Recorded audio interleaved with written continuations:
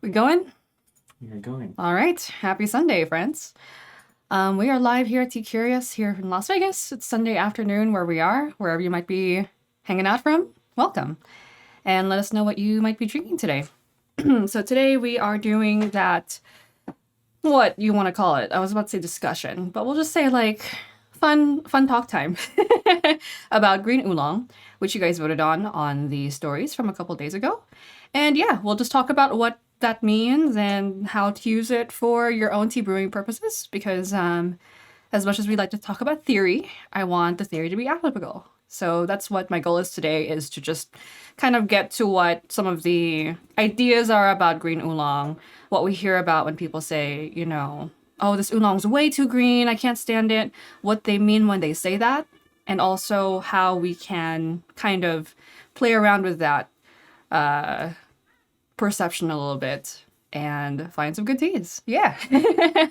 So welcome to our friends. Let me say hi to Angie and Joni and the Tea Potato and Steven and Michael and Letitia and yeah, our friends who are joining in. Thank you for joining us. How are you guys doing? Go get some tea. Or if you're already having tea, then you're way ahead of the curve. Yeah, we're gonna make some tea today. So we're gonna talk about green oolong, and I'm gonna brew a tea. It's gonna help us explain this concept of greenness and oolong. Anyone here has heard someone complain about, including yourself, have you heard yourself or someone else complain about how green an oolong is? Say me.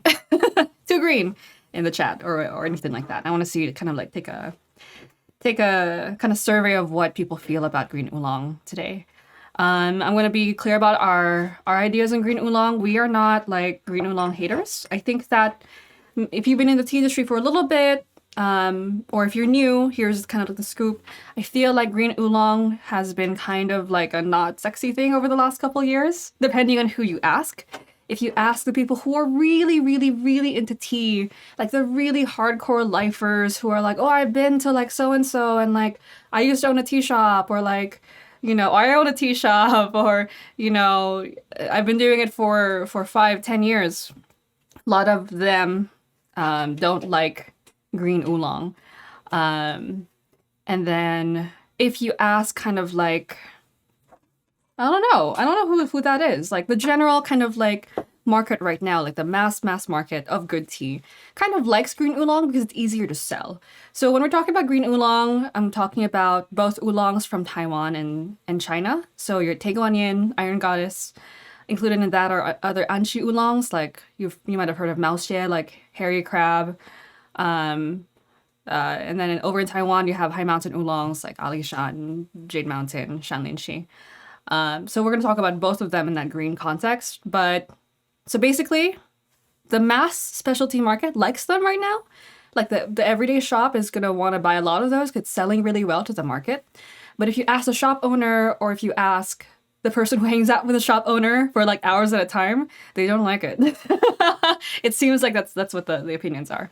Yeah, so I'm seeing Michael has said, you've heard this. Jonice has said that she's heard this. Anyone else has heard this? Someone saying, like, including yourself, this oolong is way too green. And then I'm going to introduce this concept of nuclear green that has been kind of like been discussed over the last couple years too. Yeah, I'm going to say where, I got that term from. I used to follow Marshall Ensblad for a really, really long time. And I think that's where I picked up, like, oh, like, nuclear green tea guanyin is not a good thing because it's not traditional. People are changing the way they process tea now, and it's flat and kind of like over flowery and overly perfumey. And in my experience, this is what I experienced too. When I was drinking tea guanyin was this famous like tea, right? Like going into it, like, wow, Iron Goddess, it's a sexy name, so people like tend to like to market it. It's the famous tea from Anshi. Anshi is that area in Fujian that's famous for tea guanyin. In that area, everyone makes Anshi Taeguanyin, like Anshi Iron Goddess, right?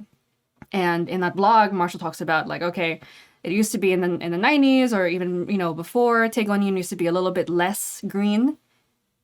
And that's what all the old school people like. They like it to be less green. So I guess we'll focus in on what that means to be more green or less green, and if it's really a good or a bad thing. and how you can use that for your buying, if that makes sense. So saying hi to Christine and to Nicole and to Gongfuma and Emily. Welcome to today's tea practice. Hope that makes sense. Any thoughts on this? I want to ask, what do you guys think about this stuff? And I'll share with you my opinion in a little bit. But just off the top of your head, thoughts. I hear Steven like furiously typing already. So, okay, cool. I'm going to brew this tea. I'm not going to tell you what it is yet. But I'll see if it speaks to me enough that we can talk about it. If it shows up in the correct ways today. But hopefully if it does, we can talk about it. It is a green oolong of some sort. Okay. And then let us know what you guys are drinking also today. Chris, nice to see you. And Emilio, John Lee, welcome. We're talking about green oolong and what that greenness means. And yeah, I'll for those of you who are here, I'll run down what we'll talk about. We'll talk about what causes that green taste in oolong, why it's desirable, and why it's not desirable. So number one, what causes it? Number two, what makes it desirable versus non-desirable? And number three, we'll kind of talk about like the cultural kind of like aesthetics basis of it. Like we'll get a little artsy and philosophical with it. Like, oh, is it really bad if it's good? Is it really bad if it's bad or good? You know, we'll get a little, fun and like kind of conceptual with it. In terms of like, I don't want you guys to just have the info. I want you to have an opinion and kind of move with your opinion, because I think that's what is cool about tea, is that you can kind of make your own opinions about something, and even if you don't relate to the dominant narrative, you can kind of like still like a thing that's not cool to like, I guess. If I'm not making sense, it's because it's not. I haven't had like a tea yet. We'll fix that right now. Steven and I stayed up way too late. Reading about that new Netflix documentary, 14 Peaks, about Nimsdai in Nepal, who is trying to put Nepalese mountaineering on the spotlight for international mountaineering. Highly recommend it. Also, an aside, I think that it's a good reminder for us too, in like the Western tea world, that the people who are really truly closest to tea are going to want their spotlight also. They must, much deserved spotlight in terms of like the work that's gone into tea. So 14 Peaks, Nimsdai is a Nepalese immigrant who is living in London and decides to summit all 8,000 meter peaks in the span of 7 months in order to prove to the world that Nepal deserves its place as a mountaineering like hotspot. Because Nepal has historically been like, okay, we hire a Nepalese person to help us get up Mount Everest. And when you ask the guy after he summits Mount Everest, how'd you do it? They're like, oh, I did great. And then also my Sherpa supported me. And Nims's idea is like, well, okay, can you name the guy? Who is this Nepalese unnamed person who helped you so much? And why doesn't he get the credit, So anyway, I watched that way too late last night. I think that it's amazing. Nepal is an amazing country. I'm from the Philippines, so I always have like a lot of like co-feeling for people who don't have a lot of just exposure and acknowledgement in the international community. So if you're interested in that kind of story, amazing human story, highly recommend that documentary. And then also what I mean about tea is that the same thing for Nepalese tea, and then in Indian tea and just tea in general, the people who are making the tea kind of don't get a lot of the weight, the voice, the spotlight, And so I was thinking about that last night. So ways to fix that in the future. Yeah. Anyway, this tea is good. If you can see, this is a very green oolong. Yeah, this is a Tiguanyin. So when an oolong is green, okay, let's talk about green oolongs. Green oolongs are a category, and we compare them to roasted oolongs, right? The problem is we're talking about green oolongs as if they're here, and then roasted oolongs are here. Problem number one is that they're not two different, like, separate areas that are so far from each other. There's nothing in the middle. There's actually a lot in the middle right here that gets kind of ignored when we talk about green and roasted. What about the stuff in the middle? What if the thing that you like is somewhere in the middle? So I don't like really, really, really green, flowery, really perfumey oolong. Green oolong that's over here. I don't like that. It's kind of, maybe you guys have experienced this, right? It's a little bit more perfumey. It's very kind of tinny and like scratchy and thin, lacking character. I don't like it as much. It's kind of extreme. But some people like it, you know? So then it's a good tea for those people who like it, right? So we probably shouldn't talk that much shit about it too much, but I don't like that as much. I like oolong that's green that's over here, okay? That's still on the green side of the spectrum, but kind of moves towards the middle a little bit. And then you go into your dark oolong here, roasted oolong, right? And roasted oolong right now is what's popular, right? Among like us folks who are really, really into specialty tea. I'm just gonna acknowledge it. I feel like a lot of us say roasted, not green, roasted, okay? Which I think has a lot of merits to it. Roasted oolong tends to take more time to process. It's quote unquote more traditional. The people who know how to make roasted oolong really put a lot of effort into making roasted oolong because it's an extra step you have to master to get that tea to that spot, right? But roasted oolong, as much as I love roasted oolong, I really, really like roasted oolong. There's also a part of the roasted oolong spectrum that is also very, very extreme. So we have the extreme green oolong here, right? And the extreme dark roasted oolong here. I don't hear a lot of people talk about the issues with these oolongs right here. Because I think they're hiding under the idea that once it's roasted, it's good. But there are actually a lot of really crappy roasted oolongs that I've seen people brew, give to me, and I go, and they're like, it's amazing, isn't it? And I'm like, this is the worst oolong because it's been so roasted. Like it takes a lot of effort to make any kind of tea, you know? Like you can imagine it being like, I don't know, like scrambled eggs versus sunny side up eggs. You might have a preference, and sunny side up will take less time than scrambled eggs, right? But it really depends on the skill of the cook to bring out the best qualities of each style of egg making. You know, and there are some people who will mess up their scrambled eggs, and some people who will mess up their sunny side eggs, and some people who will make an amazing sunny side egg, and some people who will make an amazing scrambled egg. This is for me coming from a person who doesn't like scrambled eggs. I think they're a waste of an egg. Am I right? I'm probably not. I'm just biased, you know, like. So what I mean is like, let's just be open to the idea that there's green oolong and there's roasted oolong. There are good green oolongs and there are good roasted oolongs. Now let's talk about. Well, I'm going to talk about in a little bit once I read the comments because I'm leaving you guys behind. I had to like make sure that I got this concept put together. Well, I'll talk about what makes these really, really extreme green oolongs bad and how to tell the difference between them and the nicer ones.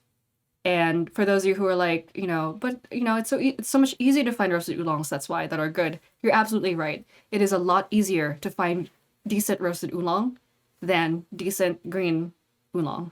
Okay, but we'll talk about how to differentiate those two things. Can we like scroll up? Are you guys doing okay? I'm getting a little like jazzy. So let's see.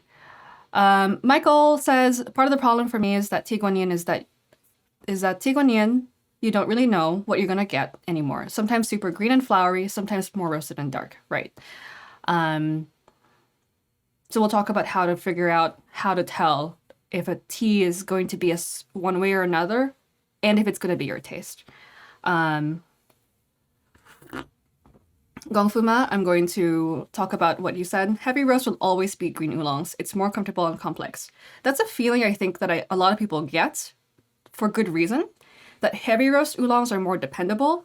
I think part of it might be because the people who know heavy roasted oolongs, let me figure out how to say this correctly. Green oolong is so much easier to market that it's always going to be there. So you're kind of hardcore devotees of heavy roast tend to know tea a little bit more, and so are able to give us more of those comfortable, complex, heavy roast oolongs. I think is what's happening there. But also it's personal preference, and like your body will tell you different things. But it's also very reasonable to feel that way. Joni's asking, I've never heard nuclear green before. What is that? I'll talk about what that term nuclear green means. Emily's asking the same thing. So, yeah, let's see. And then Nicole is talking about how roasting can be used to cover flaws. Absolutely. It's part of why we kind of have these bad roasted oolongs. Yeah, you guys doing okay? Saying hi to Agatha and to Leo, Brutus, Sonia, Cat's Tea period. That's a cool name. Shiloh, the color of tea. Hello, hello. Joe, welcome. We're going to talk about what makes a nuclear green oolong. So again, I heard about this term from Marshall N's blog. It's, I forgot the name of his blog. Tea Addicts Journal or something like that. It's at marshalln.blog or something like that. I think that he is based in Hong Kong. I think Lawrence Zhang is a professor there, and he's been drinking tea for a long time. Love his blog. Was one of the very first blogs that kind of I got into, and like, wow, like there's a voiceover on like the Hong Kong side of things telling us what to look for in tea. So in his blog post, he says something like, there's a lot of really, really not that great tea going in oolong right now. In the past, it used to be less green, but these days in the market, everything is very, very green. And he uses the term nuclear green. And this word has been very useful for me to understand extremely green oolong. I think what gets a little bit left out is that while there is a very, very green oolong, again, there's a little bit more of like an okay part. The super green oolong comes because of the way that someone makes a tea. So when they're processing the tea and they're trying to develop the tea, the processing step I'm talking about here, for those of you who are comfortable with processing terminology, is withering and oxidation. So withering is when they take out the wetness from the leaves. When they pick the leaf, there's still wetness inside. They need to get rid of that. This moisture is not good for keeping things for a long time, right? So you need to get the moisture out of the leaves. That's withering.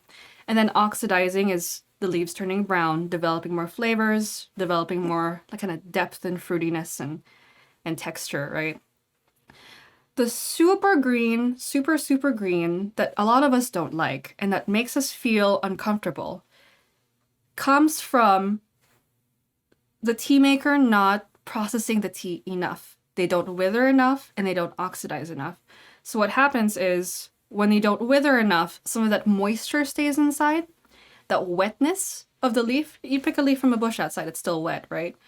It smells good, but it's gonna rot afterwards, right?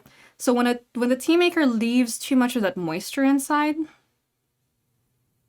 you get that kind of like more green, flowery, perfumey, not comfortable for the body, as someone, I think it was Gongfu who talked about it, mentioned, right? And when that happens, something good does happen, and that's really good for the fragrance of the tea. The aroma, the floweriness, the orchid kind of like smell, just the aroma, okay?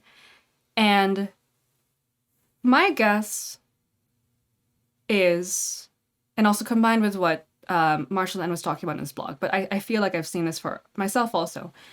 My guess is that this has happened because when you wither less, you have to process the tea less. There's less time that has to be taken to make the tea. So instead of, these are people making the tea, right?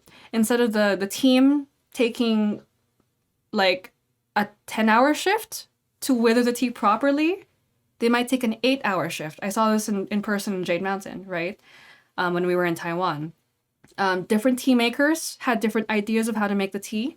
One tea maker withered the tea for another like additional 6 to 8 hours. The other tea maker only withered maybe like, they were processing by like nighttime, so maybe like 12 hours. So one tea maker processed the tea another 6 hours longer than another tea maker. What's happening in that 6 hours that is like changing the tea? It's that greenness. They're trying to get rid of some of that extreme greenness. Does that make sense? I want to take a break a little bit just to make sure that we're okay and to have some tea. Good tea, by the way. Yeah, sorry. This is an excellent green oolong, by the way. So, does that make sense? It's processing not enough that causes it to be a little bit too green. And when you process less, you pay the people who are processing the tea less money because they have less hours, right? But they also don't necessarily want to work 12-hour, 15-hour shifts. They want to go home, you know? Like they actually didn't really love when the tea maker that I saw wanted to go longer because it's a long day, you know? Like, and the tea that they made that was like a little bit easier to make was good tea. They could sell the tea, but they have to stay longer. So it's cheaper to make super green oolong. It takes less time. The green oolong, that moisture being kept in helps increase the floralness and the aroma. It's very obvious. And let's be honest, okay? When you first started out drinking tea, what was the tea that you were drinking at the time? You know, tell me, what was the tea that really got you into tea? For me, it's chai. Like, really, really fragrant Tivana chai. White Ayurvedic chai with pineapple and coconut bits at Tivana. I liked Earl Grey. I like jasmine green tea, and I like milk oolong. Those were like, yeah, those are the teas that I liked, kind of gateway teas. And then the first tea that I liked that was like on its own was Taiwanese High Mountain Oolong. Steven, which ones were the first teas that you liked? Japanese greens. Japanese greens? Okay. Steven's weird. You like Earl Grey though, right? I was on the hunt for the best Earl Grey for a long time. Okay. And then Okay. Yeah. Similar to your story. Right. What's the first tea that you really got like interested in, that really caught your attention? And I'm curious because I find that a lot of people don't get into tea immediately falling in love with like a Zhengyan Yancha. Zhengyan Yancha meaning like original area Yancha from Wuyi Mountain. What I mean is like really legit stuff. I like Zhengyan Yancha right now, but we don't. Michael. we don't get into tea using those hardcore teas. Steven, you did not like roasted oolong for a long time. For a long time. I remember because I was teaching in workshops when I met Steven. And Steven was like all about the gyokuro and he was not all about roasted oolong, which is crazy because this kid now like is a dongdang head.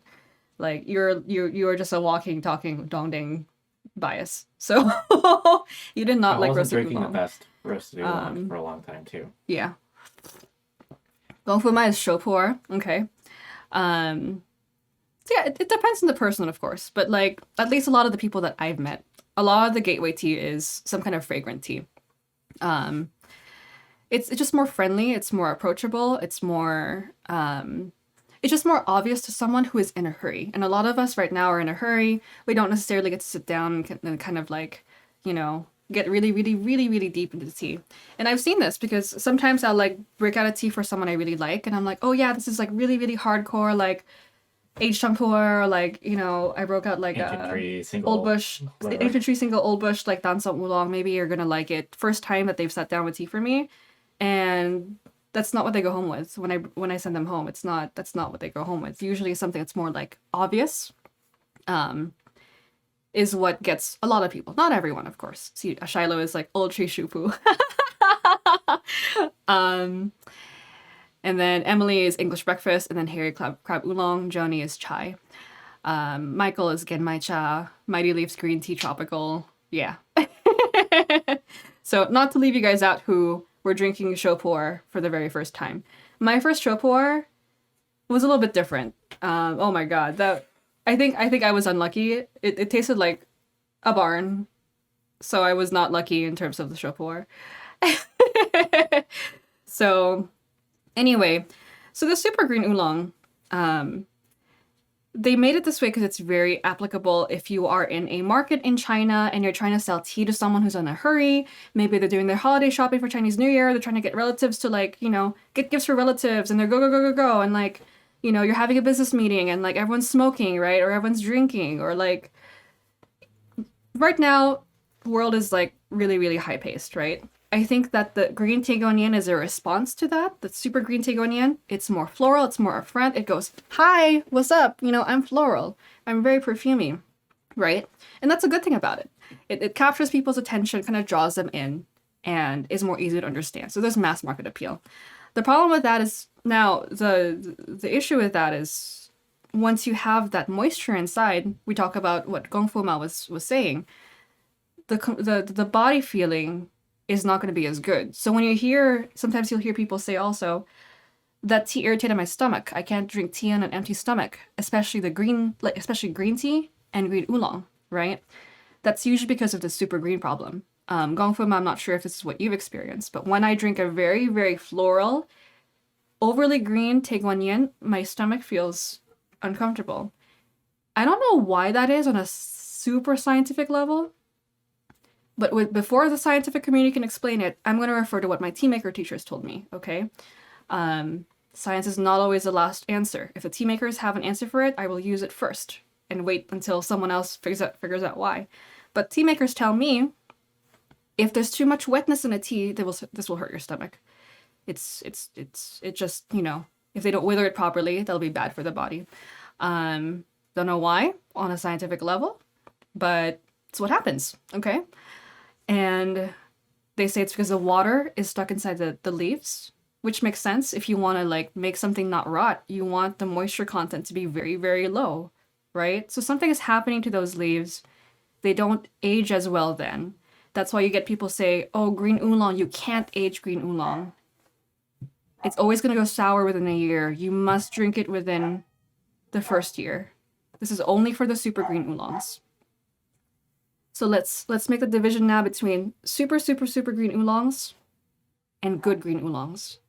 What's the difference? There are still green oolongs that are good without being too green. The one I'm drinking today is one of them. This is a wild Tae Guan Yin. This is so by wild, I'm not sure how wild it is, but it's not tended in a garden as much as most teas are. They kind of let it grow on its own to some degree. Whether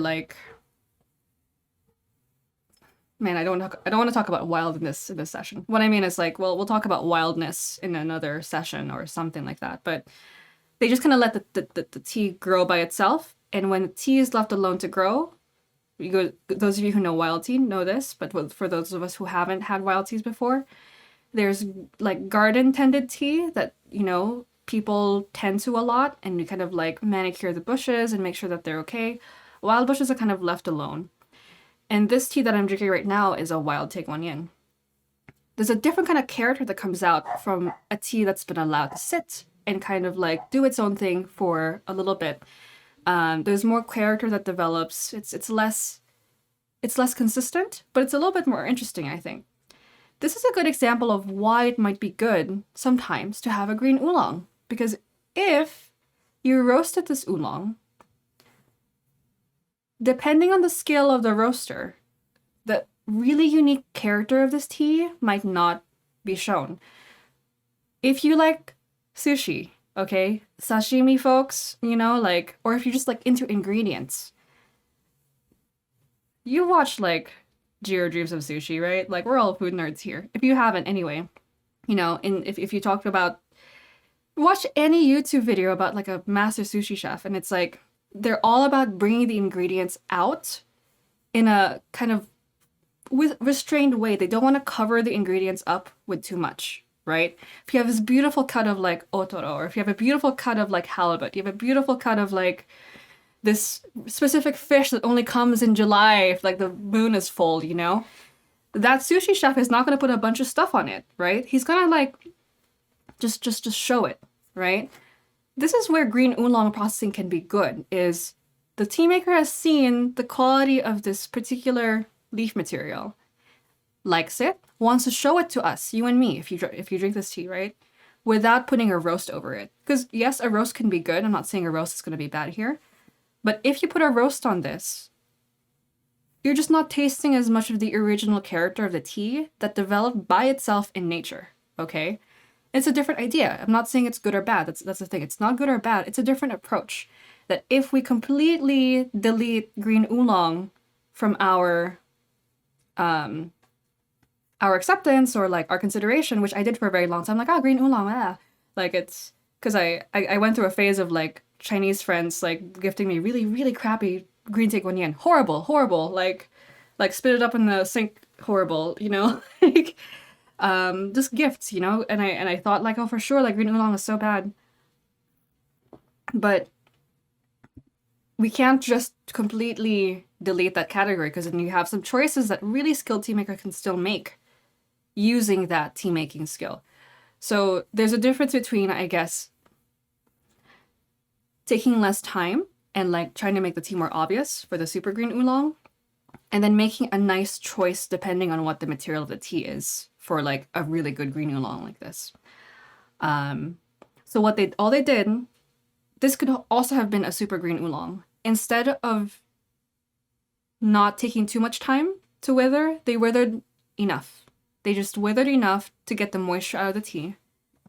And I'm gonna get the tea leaves now, okay?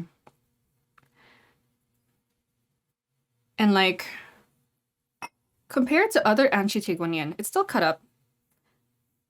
But when you feel the leaves, they don't fall apart in your hands. That's like a tell of like a well-withered tea. Is when, they're cut up like this, and some people are like, oh, they should be cut up like this. Why do they do that? It's not necessarily a bad thing. That's when they like roll the leaves and they kind of like are trying to like oxidize it a little bit. And this happens after the withering process. So first they withered it properly, and that's why even if the leaves are cut up like this because of the rolling, they're not going to fall apart. They're really strong. I'm like pulling on this right now, and it's not falling apart. Like, I'm serious. Like, okay, finally. And like, the stem is like intact.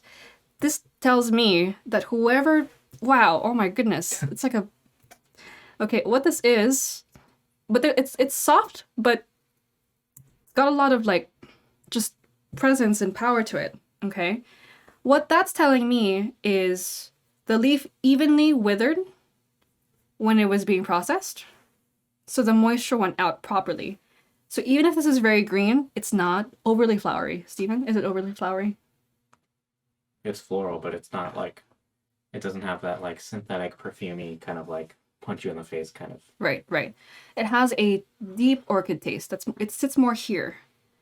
The super green oolongs that we don't like, they sit here. They're all in the nose, or they're the head, like they're like right here, you know, and they're like rah rah rah rah rah. It's very like it's like walking to a perfume shop. I don't like that either.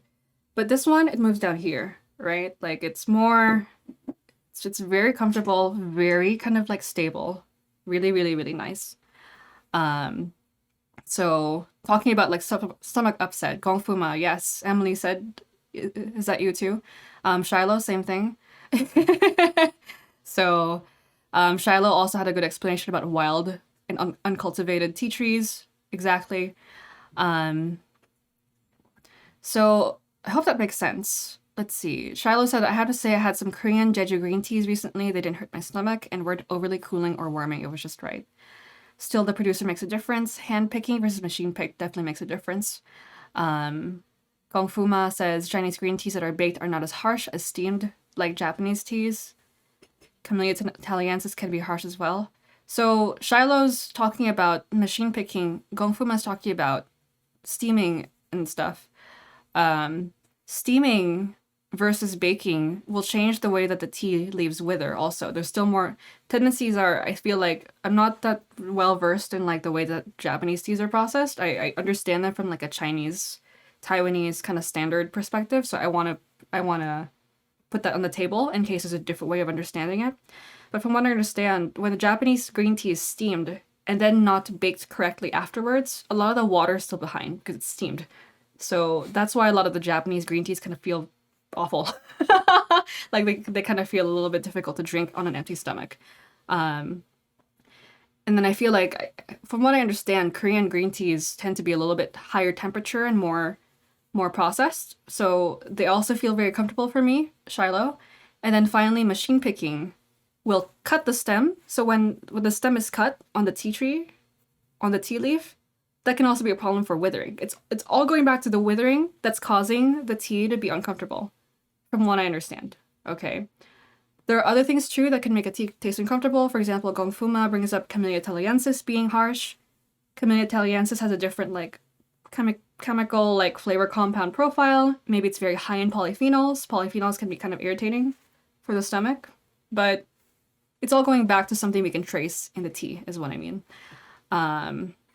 So yeah, I like this oolong. It's a green oolong. If this was roasted, it still would be a good tea. I think it would be an amazing tea roasted, actually. If you get the correct roaster, I would say it would even be I don't even know how to say this.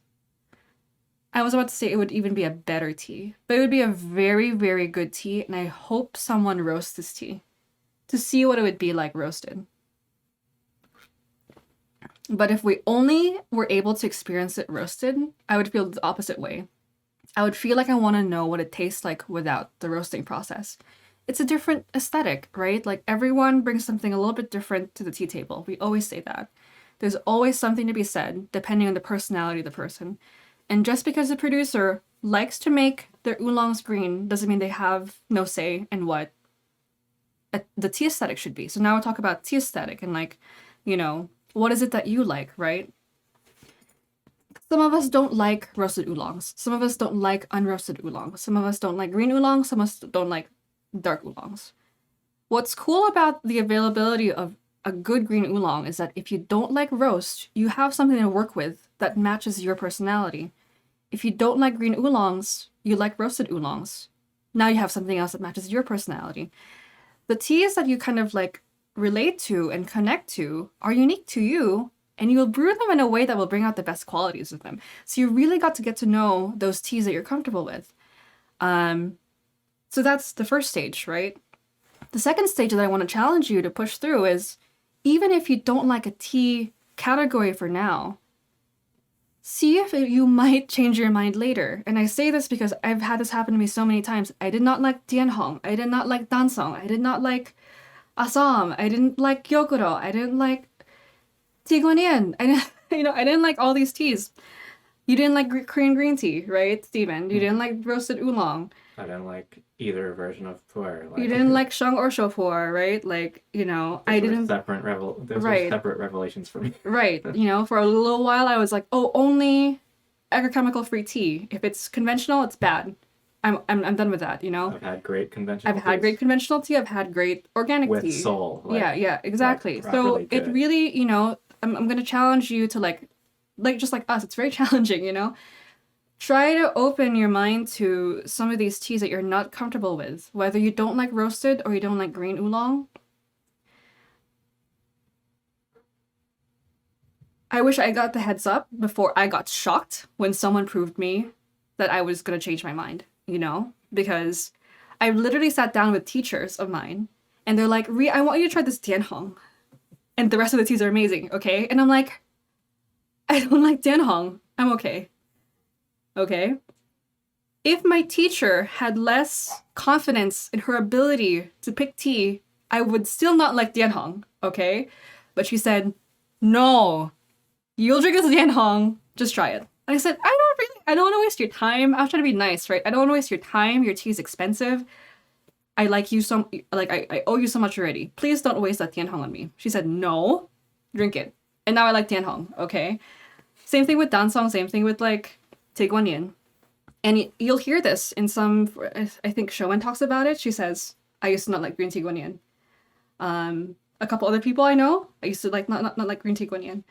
So I'm just giving you the heads up right now that if this happens to you, have fun. Don't worry about it. Don't worry about it. It's going to happen. And I think it makes it more interesting that there is going to be a category, representative in every tea that you can play around with. I promise you. You just haven't found it yet. I speak from experience that it's going to happen to you. You're going to find that tea that you don't like, but a better example of it because you finally found the tea maker who's good at making that tea. Will it be more pricey than the crappy ones? Yes. Should you pay the price? Yes. Okay. If you want to learn or fly to China, if you want to spend like $2,000, do it. But if you rather just let your tea teachers guide you, pay the money for the tea that they're insisting that you try, if you trust them. Okay. So, because they know, right? Like, and now I want to share that with you because we've been kind of like flipped the table on, and I felt so embarrassed afterwards. I felt so embarrassed. I was like, I can't believe that I wasn't gonna try this tea that you're gonna brew me, because it was amazing tea. It was really, really amazing. Okay. Um, Ways to tell if it's green good or green bad. Green good will be more expensive than green bad. Just because it's expensive though doesn't mean it's good. But tendencies are, if you have a very confident vendor, if you have a tea vendor you like already for other teas, and they have a tea guanyin that they're willing to share to you, and you ask them, talk to your vendors, talk to your friends, like have a conversation with them. Like, hey dude, like, is this tea guanyin, like, you actually like this or no? Because a lot of people will carry tea guanyin just because, right? Be like, do you actually like this tea guanyin? You know? Um, and if they say, yeah, I actually like it. Like, I've been looking for tea guanyin for a long time that, I usually don't like it, but I actually like this one. Try that one. Easy, really easy. Um, Another one is if you can use boiling water. Boiling water is like the go-to for us. If you can use boiling water on a green oolong and it doesn't get leafy, that's a good green oolong too. And then you can also use a test to see if it will age over time. Bad green oolong, the really, really, really green ones, will not age. They'll get sour, more uncomfortable, more difficult to deal with, okay? And then the more well-processed green ones, they will actually maintain for quite a long time. Very, very long time. It's still surprising us and like our tea maker friends. I think I said like, I opened a Alishan from 2012 and it was good. And I'm like, yeah, I knew that already. I couldn't believe how fresh it was. She's a good tea maker. Her tea will keep properly over time. It doesn't even have to be re-roasted. So good green oolong, when it's aged, has a really, really fascinating original kind of like essence to it. To talk about the merits of like a good green oolong, it goes to the heart of what the tea wants to say to us without as much processing as a roasted version. Roast is beautiful. We have had our lives changed by amazing roasted teas. But when a green oolong that's well processed is then allowed to age by itself, the tea maker captures the tea's essence in its original minimalist state as a green oolong in 2020, allows that oolong to go all the way to 2030 or 2040 without roasting it because the processing was so good. That tea will be mind-blowing. That will be amazing. That tea will have so much character, so much this development on its own without a roast. So that's when you hear people say, oh, this tea hasn't been roasted, okay? That's the pride that they have, that the tea was so well kept and so well processed, well stored and well processed, that the tea was able to kind of like persist over time by itself. We've had those teas. Mind-blowing. Could not believe it. So yeah. Anything else? I've been like talking for a long time. I hope that this is making sense. And I'd like to open up the, chat for any opinions because, I'm sharing what I've learned and I feel quite passionate about this topic because I've made a lot of kind of assumptions about tea based on what I've heard that have limited me in some ways from trying amazing teas. And I've only been led back to try them because my tea makers were tea maker friends, tea teachers, tea brewer friends. I'm not even talking about just always like someone in China or Taiwan. Some of you, even some of you who are here, you've taught me, just try it. And it's blown my mind, And that's why I'm kind of getting pumped about it.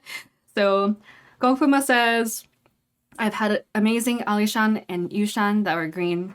There are always exceptions to what I dislike or avoid. Still searching for a great Tiguanyin and Lishan. Yeah, this is a really good Tiguanyin here. Amazing. So I would say that Floating Leaves is Old Bush Tiguanyin. Oh my god, what a revelation. That's an amazing tea. It's gone? They don't have any more. Oh shit. Ask them. Let's ask them. Let's pressure them. That's what we get for having a good vendor relationship, because this is why you need to support your vendors. If you have an opinion about tea that you don't like or like, Then you can tell your vendors, then your vendors can tell their tea makers, you know? We'll ask them. It's amazing tea. This Tigwanyin, I'm going to work with this tea a little bit because the first time I had it, it wasn't as good. Today and the second time I tried it, it worked out really well. So if you want to DM me, I'll tell you who it is. If I can get one more really solid session out of it, because I just want to make sure. I think I probably didn't do well the first time I brewed it. This is an amazing Tigwanyin though. I think I really, really like it.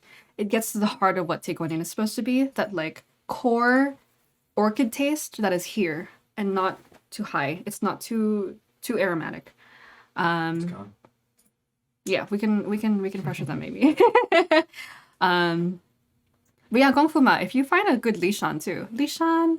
Ah, yes, we do have a good Lishan. It's from our. Though.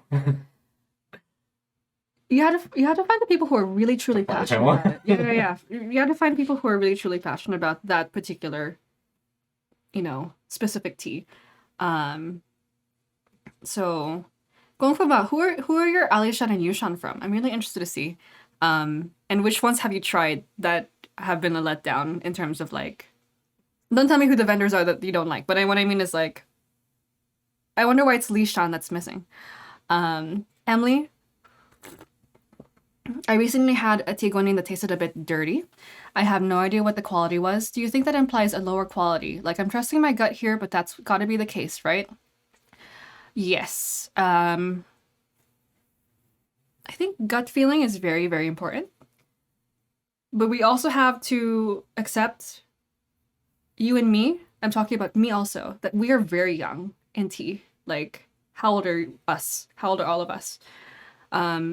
Our friends who are like been in tea for like 30, 40 years are still learning things.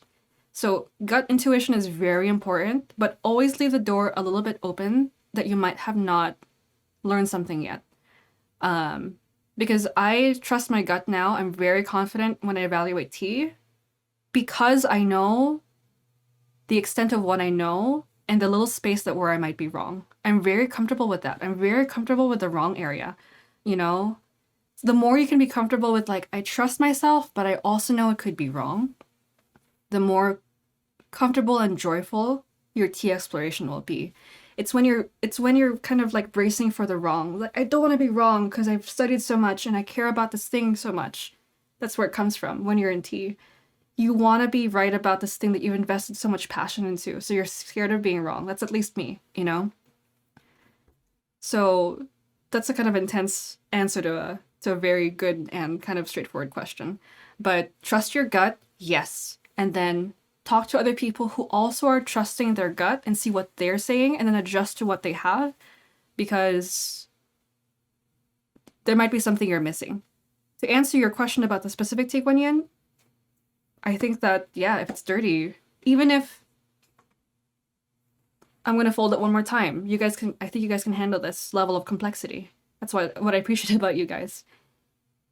Even if your really experienced friend says it's actually good, but your gut and your body is telling you it's still not what I want, you had to make the final choice. Do you like it or not? Is it good or not? And if you still think, after asking your friends who know more than you and doing the research, you still don't like the tea, that's the final. That's it. It's you. It's up to you. Yes. So like you said, it's right until it changes to a new right. And then that's right until it changes to another new right. So, yeah. But you can kind of tell if you want like how I would evaluate it is boil the tea. You have to use boiling water in the tea, the bowl brew style that you see us use a lot. We do it because it works for almost any tea. I haven't seen it fail. I'm sure there's an exception somewhere, I'm sure. So, but for most of the cases that I've seen, you can typically just get to know a tea by like boiling it. If that dirty Tigwanyin is very cloudy, the liquor is very, very cloudy, and it's sour and it hurts when you drink it after you boil it, and it gets bitter and astringent, probably not a good quality tea. That that cloudiness kind of shows up when a tea is not well withered also. That's another like thing that you can see. If a tea is cloudy, you can't see through it. See how like crystal clear this is? It looks like dew water. You know, it's just really, really pretty, like a mirror, you know? That's how clean this tea is. You might have seen Taekwonyeon brew up like bright, not bright, but like gold and a little cloudy. Right? You've seen those pictures. Bright, cloudy, gold. I like pee. Kind of not a good thing. It has to be clear for it to be a relatively good tea. So yeah, we're talking about the search for a balanced Taekwonyeon. Yeah, I was very also skeptical about this Taekwonyeon, but I think I like it. So Shiloh says, still in the search for a balanced Taekwonyeon. I found some that came close, but I'm keeping myself open to outliers. Same here. It is very difficult. I think we've only tried maybe 3 in the last, like... Yeah, I can name like 3 amazing ones. But I still have some leads. It's the thing. T is so patient.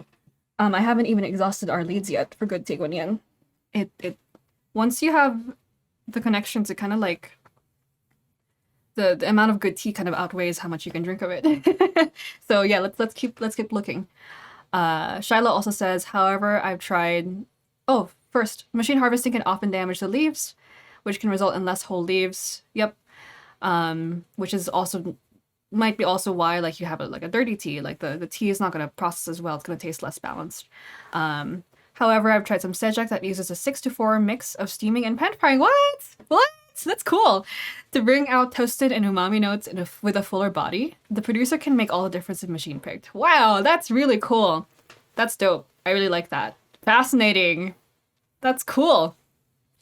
Yeah, really cool. Gongfuma, Taekwonyeon, and Lishan. What I dislike from what I tried is the mouth dryness and immediate stomach discomfort. The aroma can be floral and amazing, but the tea soup is a disconnect to that. Yeah, agreed. Yeah, don't like that either. So, this tea is, no stomach discomfort. We haven't eaten today. No mouth dryness. And, like, all the floralness is here. Not here. Here. Which I think is a good sign. That's typically like a sign of a good tea. I haven't seen a high quality tea that the floral is here. It's heady. That's why they call it heady, right? That's why I'm going up here. Any other thoughts, you guys? Thank you for joining us on this kind of like crazy adventure through Green Oolong. Mini rant, mini like kind of twisty turnies. If you have any more questions, please let us know. And yeah, it's a good Taekwonyeon for sure. I'm also kind of playing with the idea of maybe hosting some kind of workshop where we talk about these concepts and taste them. I have some like green oolongs and some really, really good ones that maybe we can like taste together. And like I can study the tea and we can talk about what you're tasting in the cup. So you can kind of learn how to pick out those qualities with like an actual tea. But that's just an idea. If anyone's interested in that, let me know. Because I'm kind of like, oh, you know, we keep talking about the tea, but I want to taste the tea with you guys. This tea is very good. One last note on Taekwonyeon. I think Taekwonyeon was the primary kind of like casualty of this floral thing. Because at the heart of Taekwonyeon, the cultivar, is this natural flower taste. So this tea is, it tastes like a flower inside. That's a good Taekwonyeon. But it's quite close on a superficial level to the very floral, bright, aromatic, flowery flavor from a super green Taekwonyeon. It almost tastes the same, but it just moves from here to here. And this is like a pure taste. So I'm kind of wondering, this is just my guess is that Taekwonyeon as a cultivar was uniquely positioned to be a casualty of super green oolong, because super green oolong is always floral, but Taekwonyeon has a natural floralness that they want to copy when they go super green. Because this is beautiful. But and if you add like a tiny bit of sour to a floral note, you end up with that metallic, typical Taekwonyeon thing. Right, exactly. So, yeah. I'll have one last sip of this for now. And before we go, I'd just like to ask you how you guys are doing. I hope that what we talked about made sense today. As always, that's just my opinion, and you guys do this already, but always learn from like multiple people, share from with multiple people. Like we are just sharing what we've experienced, and all of us are different. Not just on like a mind level, but like the way we taste tea is different. Our bodies are different. So if something that I'm saying is not making sense to you, it may be because we're drinking completely different teas, or we have different body constitutions. That is a good thing, because no two people have the same approach and same kind of like thing that they bring to tea. So what I like to do is when I hear someone talk about a topic so deeply, I kind of file it away and I kind of mix it in with everyone else's ideas, and I come to my own conclusions, and like I kind of like I am like I'm kind of a combination of everyone I've heard from's ideas about tea. And I think it makes me a very strong tea brewer. Again, I'm not the kind of person to say that kind of thing. Like, I don't like saying that.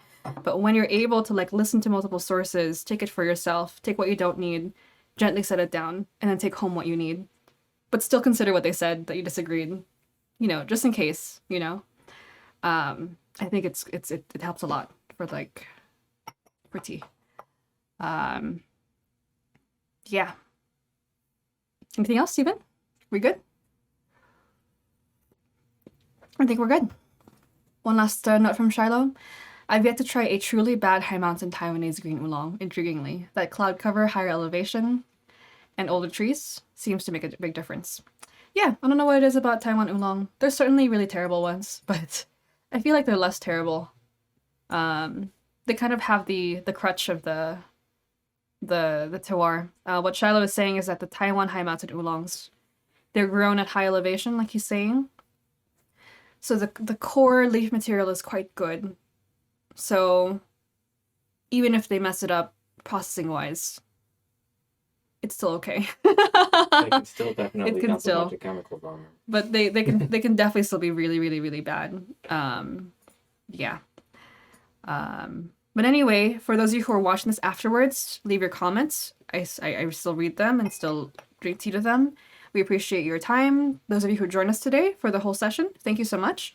Appreciate your ideas and your, thought processes, and, kind of like trading notes, challenging back and forth. And yeah, really appreciate it. I'm glad we were able to talk about this. Yeah, I think that's it. I hope you guys have a good week. Next week, let's I'll put another poll up to see what we talk about next week. Next week is actually holidays. That's okay. Who cares about holidays? We'll still probably do something next holiday, right? The 26th or something like that. So thank you so much and have a wonderful day from me and Steven here in Las Vegas. And we appreciate you and really grow together with you a lot in tea. So thank you. Yeah. Bye. Bye.